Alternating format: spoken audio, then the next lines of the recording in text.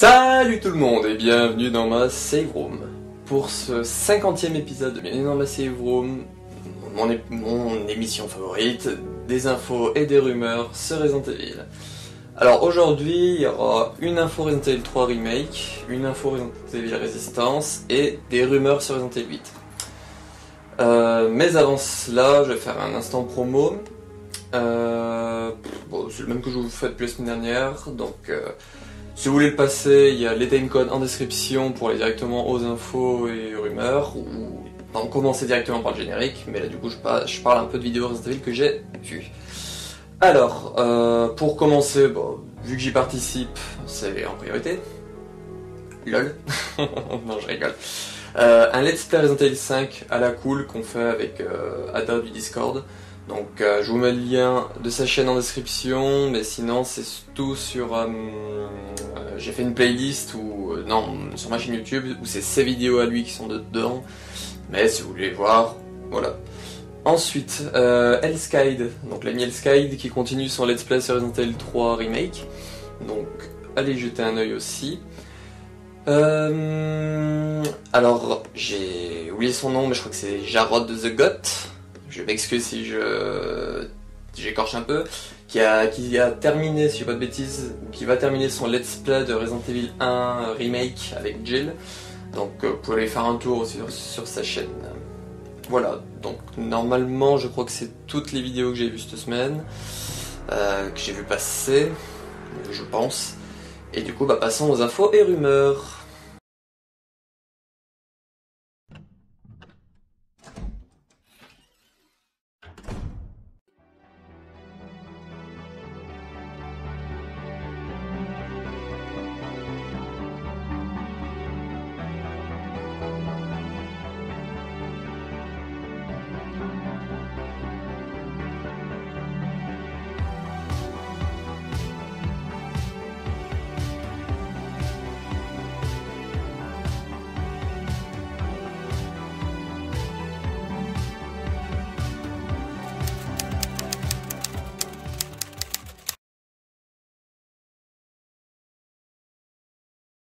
L'info sur Resident Evil 3 Remake, vous avez sûrement dû l'avoir passé, c'est le DLC que j'attendais tant.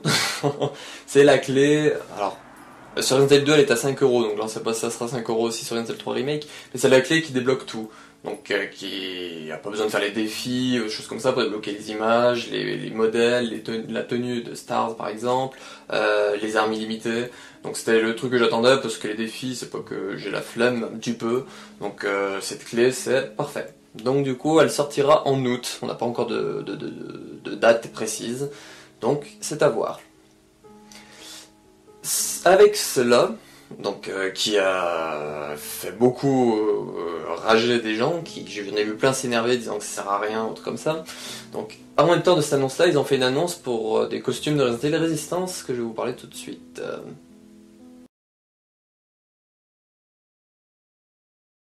L'info Resident Evil Resistance, alors c'est celle qui fait le plus râler des deux, c'est un DLC qui sera payant, qui donnera les tenues de Claire aux personnages féminins, aux survivants féminins, et la tenue de Léon aux personnages masculins.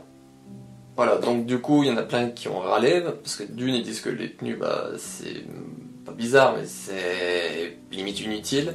J'en ai vu comme Rayel qui disait qu'ils auraient dû mettre la tenue RPD pour tout le monde, parce que les femmes aussi peuvent être habillées en policier, donc c'est vrai que c'est pas con non plus.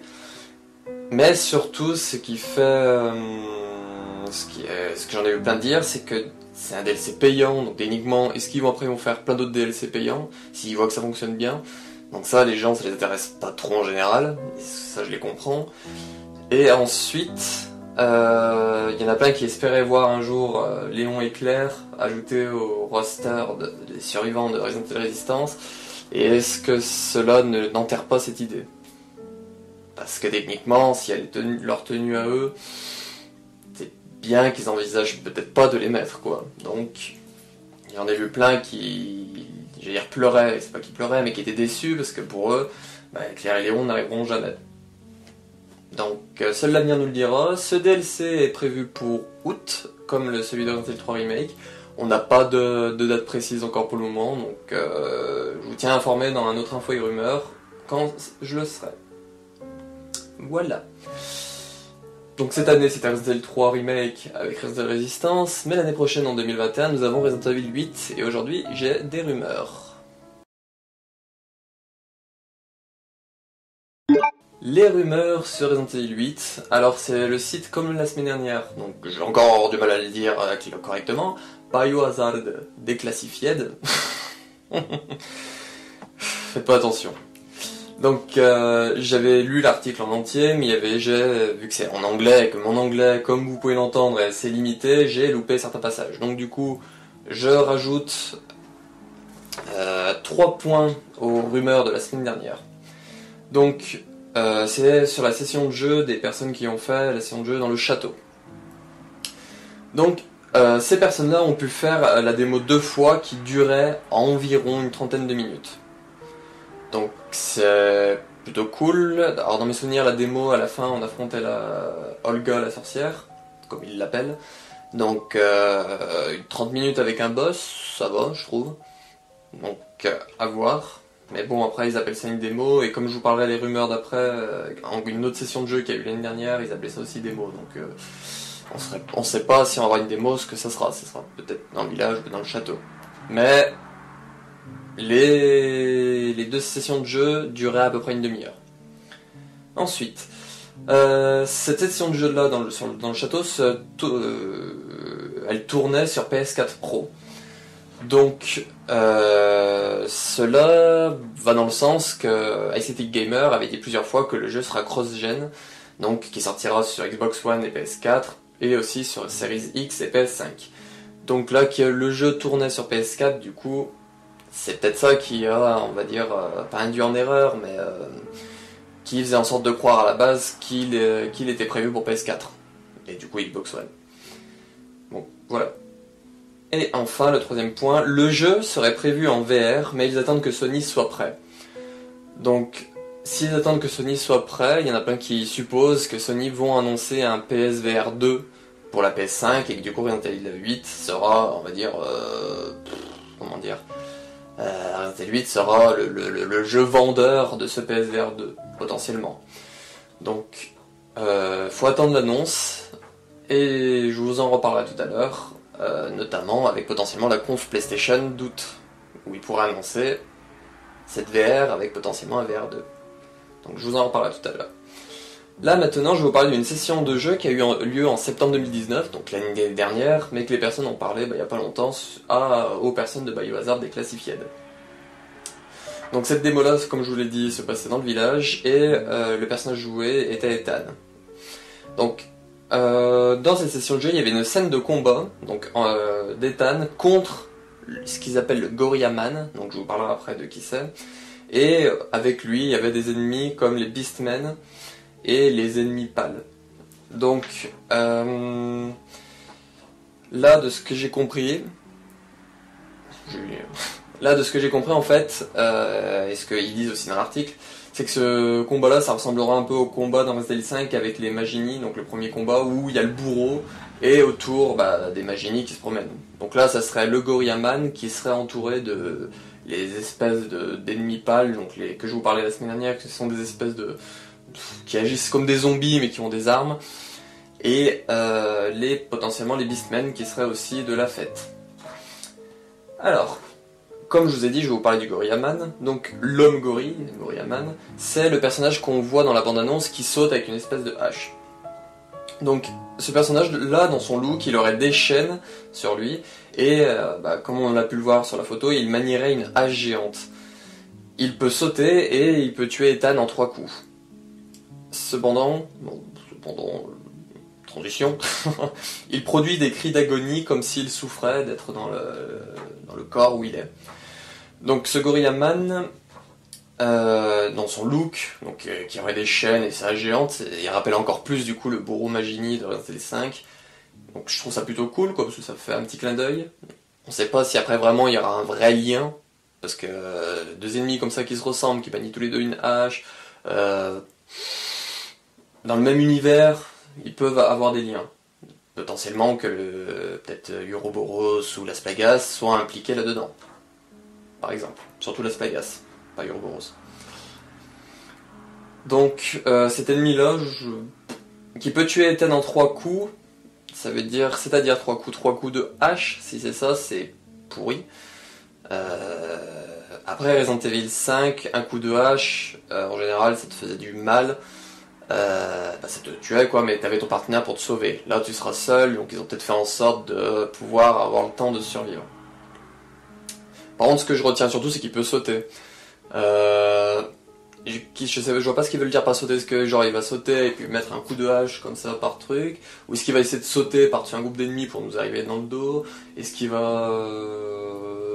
je sais pas, mais il parle qu'il saute. Petit lapin. Ensuite, parlons des Beastmen, parce que les Beastmen c'est les espèces d'ennemis style loup-garou qu'on voit. Donc les Beastmen seraient super compliqués à toucher, car ils seraient très rapides, et du coup les personnes se sont souvent retrouvées à court de munitions en tentant de leur tirer dessus. Alors ça c'est ce qu'on avait compris, je pense tous, dans la bande-annonce, dans le trailer de juin, c'est que les Beastmen ont l'air super rapides. C'est ce qui me fait peur un peu, parce que si la maniabilité est un peu pourrie, vu que le jeu est en première personne, ça risque d'être casse-burn, je pense, des ennemis qui se promènent super vite.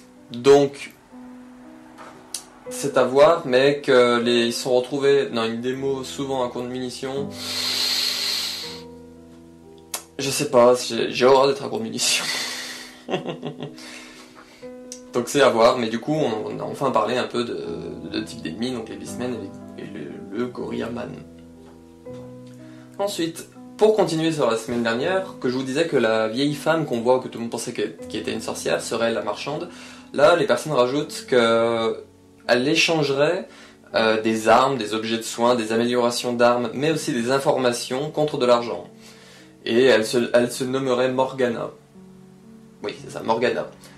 Je trouve ça sympa le fait qu'elle vende des armes et des objets de soins, c'est comme celui de Resident Evil 4, mais les améliorations d'armes ça peut être sympa aussi, parce que du coup ça sera... Alors, amélioration d'armes, je sais pas s'ils disent par exemple un chargeur plus long, vous savez comme on ramasse sur le corps du Nemesis par exemple quand on lui fait des dégâts, ou c'est comme Resident Evil 4 où on pourra améliorer genre la cadence en payant et hop, truc comme ça. Moi, je pencherais plus pour la première option, où on pourra acheter par exemple un chargeur grande capacité, ou sinon acheter un silencieux, ou sinon acheter un cran de recul, le truc qui se met derrière le fusil à pompe, qu'on peut trouver dans Resident Evil 2 Remake, une poignée, je crois que c'est. La poignée par exemple. Donc, ça peut être sympa d'acheter des trucs comme ça aussi chez la marchande. Donc, pourquoi pas. Parmi les informations qu'elle vendrait, il y en a une qui serait le château renferme la vérité sur tout ce qu'il se passe dans le village.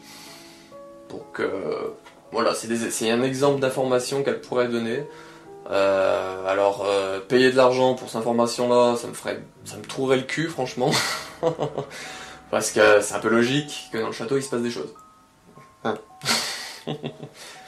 Mais bon. Ensuite, on parle des villageois. Les villageois diraient qu'une femme riche est arrivée, elle a pris le château abandonné, qui est abandonné depuis des années, et que depuis le village n'a plus jamais été le même. Alors ça, moi qui ai fait Resident Evil Révélation 2 il y a pas longtemps, ça me rappelle vachement Resident Evil Révélation 2. Tous les documents, ils parlaient de l'arrivée d'Alex, que du coup elle leur promettait de bonnes choses et tout, et puis d'un coup les gens disparaissaient dans les mines, ils savaient pas ce qui se trimballait dans les mines, elle faisait du chantage un peu aux gens, notamment le patron d'usine je crois.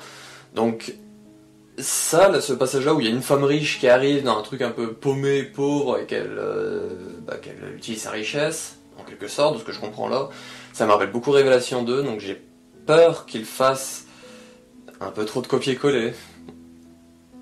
Donc c'est à voir, parce que ça reste des rumeurs, bien entendu, mais moi je sais pas. Vous me direz vous ce que vous en pensez, mais moi ça me... Déjà que le jeu il ressemble vachement un peu dans l'idée à Resident Evil 4, s'il rajoute du Révélation 2, ça va faire vraiment le jeu qui veut mixer plusieurs jeux dans le même. Je sais pas, ça va peut-être faire un peu trop. Mais bon, c'est mon avis pour le moment.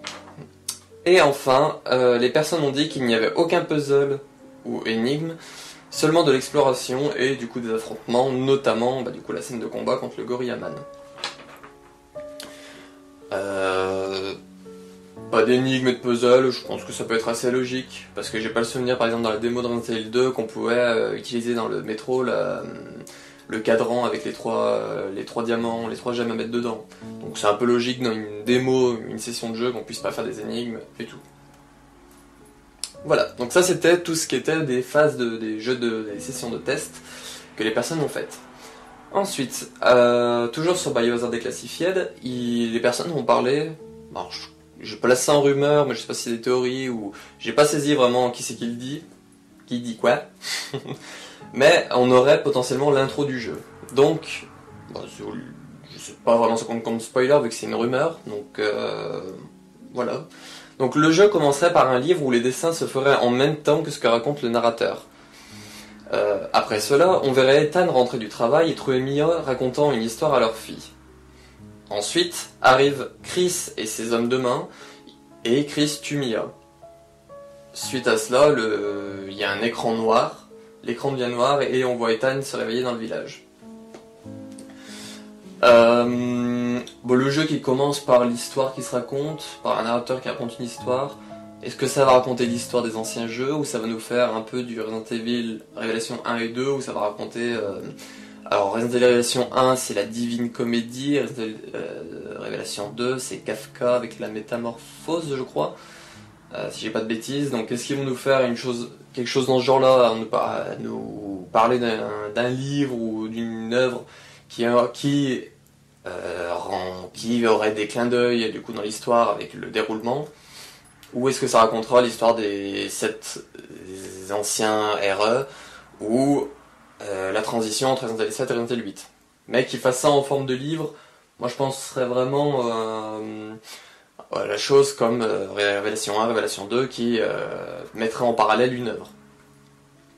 Donc Ethan qui rentre du travail et trouve Mia et leur fille. Esthétique avait parlé qu'ensemble ils avaient un enfant, mais je crois qu'ils parlaient d'un bébé. Donc là, je sais pas si ça serait un bébé ou pas. On aura potentiellement du coup le sexe féminin. Et ensuite, Chris et ses hommes de main, c'est quelque chose qui me perturbe un peu. J'ai regardé, alors le mot je crois que c'est henchman qu'ils utilisent. Moi j'ai trouvé homme de main en traduction et je trouve ça bizarre quand même Chris et homme de main dans la même phrase. On dirait un parrain de la pègre. Et puis après avec la grande veste qu'il a, techniquement il a potentiellement mal tourné le Chris. Après il tue Mia, c'est ce qu'on voit dans la bande-annonce. Et après Ethan qui se lève dans le village, c'est ce que plusieurs personnes disaient. Donc à voir. Donc ça c'était pour l'intro. Et enfin, alors ça, je l'ai lu, j'ai trouvé super intéressant. En août, donc quand Capcom devrait parler plus sur Resident Evil 8, il devrait donner plus d'informations sur, notamment avec un nouveau trailer. L'histoire va devenir techniquement plus claire, peut-être grâce à ce trailer. Un personnage qui devrait être de retour, qui n'a pas été annoncé encore, et du coup qui serait annoncé. Et enfin, il y aurait un autre twist qui serait annoncé. Donc je pense que ce trailer va nous mettre l'eau à la bouche. C'est des rumeurs, bien entendu. Mais si ces rumeurs se disent vraies, je pense que ce trailer va nous mettre l'eau à la bouche. Déjà, j'ai l'eau à la bouche avec le premier, il me donne vraiment très envie de jouer à Resident Evil 8. Mais là, si il y a un nouveau twist, qui nous mette un personnage non annoncé qui est de retour, j'adorerais Jill perso, j'adorerais Jill. Après, pourquoi pas peut-être Claire, mais bon, peut-être même Léon. Mais un autre personnage de retour, ça serait vraiment super sympa. Et du coup, l'histoire qui devrait devenir plus claire aussi, je pense que ça serait vraiment la chose qu'on aurait besoin. Ces informations-là, comme je vous en parlais tout à l'heure, c'est potentiellement PlayStation qui l'annoncerait, et comme on le sait, il y a une conférence PlayStation qui est prévue en août. À cela, j'ai vu une rumeur qui disait que la conférence PlayStation pourrait être entre le 5 et le 11 août. Alors 5 et 11 août, ça colle à peu près aux dates qu'ils ont fait celui en juin, qui était à la base le 4, mais qu'après ils ont fait le 11. Donc on reste dans dans le même état d'esprit de début du mois. Donc je suis vraiment impatient. Techniquement, si c'est vraiment entre le 5 et le 11, on devrait apprendre la date cette semaine exacte. Parce que du coup, on est en août. Donc j'ai vachement hâte. Je regarderai cette conférence, si je le peux, et j'espère. Et je vous tiens au courant la semaine prochaine s'il y a eu une date cette semaine de Calais. Voilou. Donc, et voilà, c'est terminé pour ce 50e épisode de Bienvenue dans ma Save Room, avec des infos et des rumeurs sur Resident Evil. J'espère qu'il vous aura plu. J'attends vachement Resident Evil 8, donc parler de rumeurs et tout, ça me fait super plaisir. Cette semaine, j'ai pas vraiment de vidéo de prévue, donc il y aura potentiellement rien, à part l'info et rumeurs fin de semaine, parce que je pense qu'il y en aura un, parce que plus on se rapproche de la conférence PlayStation, et plus on est en août, du coup, plus les rumeurs sur Resident Evil 8, voire les infos vont tomber. Donc voilà, je pense qu'il y aura un info et rumeurs la semaine prochaine, et puis sinon on se retrouve pour une prochaine vidéo, et puis ciao.